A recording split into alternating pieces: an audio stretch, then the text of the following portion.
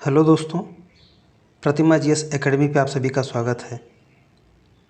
दोस्तों, आज का प्रश्न है धन शोधन क्या है तथा यह कैसे किया जाता है।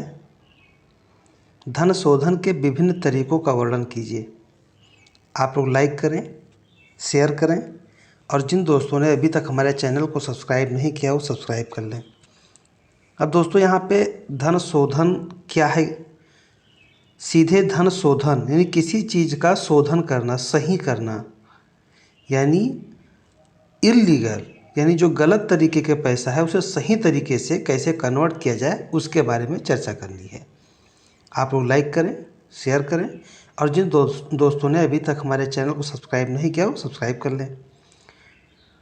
तो हम पहले बताएंगे कि धन शोधन क्या है। धन शोधन अवैध तरीके से अर्जित धन अथवा परिसंपत्ति को वैध धन या परिसंपत्ति में परिवर्तित करने की प्रक्रिया है। यानी जो काला धन है या अवैध तरीके से अर्जित किया गया धन है उसे हम कैसे वैध बनाएं, इसे धन शोधन कहा जाता है। उत्तर प्रदेश में अवैध हथियारों की बिक्री, दुर्व्यापार, मादक पदार्थों की तस्करी, वेश्यावृत्ति एवं अन्य संगठित अपराधों के से अर्जित आय, जिसे काला धन कहा जाता है, का धन शोधन किया जाता है या प्रदेश के लिए गंभीर समस्या है। यानी जो अवैध तरीके से व्यापार होता है हथियारों का या अन्य प्रकार के तस्करी होते हैं, वेश्यावृत्ति, अन्य संगठित अपराध, जो इनसे धन अर्जित होता है इसे काला धन कहते हैं और इन्हें शोधन करने के लिए धन शोधन किया जाता है और यह उत्तर प्रदेश के लिए गंभीर समस्या बनी हुई है। उत्तर प्रदेश के अन्य राज्यों में भी समस्याएं हैं, लेकिन जो कि हमारा प्रश्न उत्तर प्रदेश से संबंधित है तो इसलिए उत्तर प्रदेश को केंद्र में रखा गया है। धन शोधन की प्रक्रिया। धन शोधन की प्रक्रिया में निम्नलिखित 3 चरण होते हैं। पहला चरण होता है, पहली प्रक्रिया नियोजन चरण होता है। नियोजन को प्लानिंग के रूप में भी समझा जा सकता है। यानी इस चरण में अवैध तरीके से अर्जित धन को छोटी छोटी मात्रा में विभाजित कर वित्तीय प्रणाली में प्रविष्ट कराया जाता है। यानी कई माध्यम से, कई रास्ते के माध्यम से उस पैसे को डिस्ट्रीब्यूट कर दिया जाता है और फिर उसको नए सिरे से सही कर दिया जाता है, यानी वैध बनाने की कोशिश की जाती है।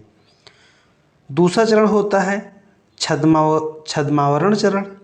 छद्मावरण का मतलब होता है कि जैसे कोई भी चीज़ है उसमें मूल रूप से उसका पता ना लग सके, जैसे कहा जाता है कि छल करना, कपट करना, तो उसी को ध्यान में रख करके छद्मावरण चरण कहा जाता है। विविध वित्तीय लेन देन के माध्यम से धन का स्वरूप परिवर्तित किया जाता है, जिससे धन के मूल स्रोत का पता लगाना मुश्किल हो जाता है।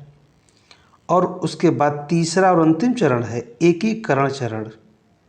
शोधित परिसंपत्ति को वैध धन के रूप में पुनः प्रविष्ट किया जाता है। अपराधियों द्वारा धन का उपयोग निवेश, व्यापार एवं उद्यमों में किया जाता है। धन शोधन के लिए उपयोग किए जाने वाले विभिन्न तरीके, अब वो था कि क्या क्या नाम दिया जाता है, लेकिन तरीका क्या है। पहला है हवाला।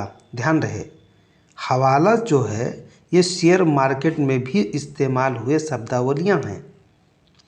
तो हवाला वित्तीय प्रणाली का उपयोग किए बिना हवाला संचालकों के नेटवर्क के माध्यम से लेन देन करना।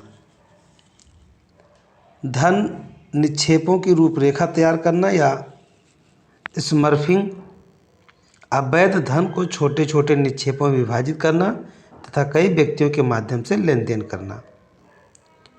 तृतीय पक्ष, विभिन्न संस्थाओं के पक्ष में चेक या बैंक ड्राफ्ट का उपयोग करना। अत्यधिक मात्रा में नकदी की तस्करी, नकदी को भौतिक रूप से कम कठोर नियम वाले देशों के वित्तीय संस्थाओं में जमा करना। सेल कंपनियां, ये ऐसी कंपनियां होती हैं जिनका कोई सक्रिय व्यवसाय नहीं होता है। ये काल्पनिक वस्तुओं एवं सेवाओं के लिए भुगतान के रूप में धन लेकर उसे वैध बनाने का कार्य करती हैं। जैसे सेल कंपनियां कई बार ऐसा होता है कि फ्रॉड कंपनी बनी होती है और उसमें केवल यही होता है कि पैसे का कारोबार होता है अवैध तरीके से, लेकिन उसमें छोड़ दिखाया जाता है कोई प्रोडक्ट, जबकि सच्चाई में कोई प्रोडक्ट होता ही नहीं है। ऐसी कंपनी होती है जिनका कोई सक्रिय व्यवसाय नहीं होता है। ये काल्पनिक वस्तुओं एवं सेवाओं के लिए भुगतान के रूप में धन लेकर के उसे वैध बनाने का कार्य करती हैं। तो धन शोधन से प्रदेश की आर्थिक, सामाजिक और राजनीतिक व्यवस्था पर बुरा असर पड़ता है। डबल इंजन सरकार के संयुक्त प्रयासों से इस समस्या का समाधान किया जा रहा है। हाल ही में परिवर्तन निदेशालय ने प्रदेश में कई माफियाओं पर धन शोधन मामले में कार्रवाइयाँ की है। धन्यवाद। जय हिंद, जय भारत।